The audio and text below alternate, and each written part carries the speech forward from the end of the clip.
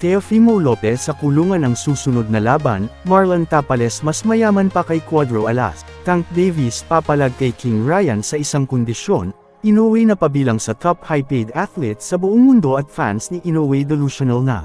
So una sa mga balitang boxing ay ibabandera ni Turki Alalshak ang muling pagbabalik ni The Ring at WBO Super Lightweight Champion Teofimo Lopez sa kalagitnaan ng taon. Ang event ay planong gaganapin sa Alcatraz Island na isang kulungan na naging tanyag sa penekulang The Rock na pinangunahan ni Sean Connery.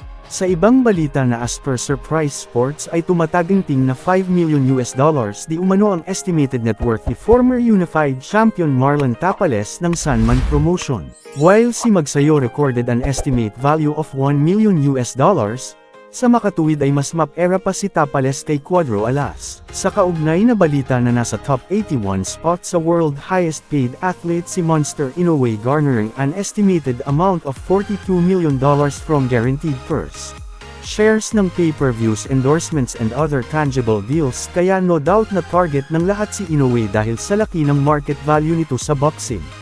Meanwhile ay naibalita ng The Ring Magazine na muling ikakasa ang rematch ng Tank Davis kontra Ryan Garcia pero sa isang kondisyon na maglalaban lang sila sa 140 pound. At maka-rehydrate up to 150, pero duda pa rin ang karamihan kung matutuloy ang duelo dahil kung isyu sa timbangan ay di magpapaisa si Davis. Sa huling balita ay even sa panaginip ng isang casual fan ni Idol Inoue ay naitanong daw kay Bivol na kung sino raw ang kanyang gustong labanan sa ibang division kung sakaling pareho sila ng timbang. As expected ay si Idol Naoya daw ang choice ni Bivol.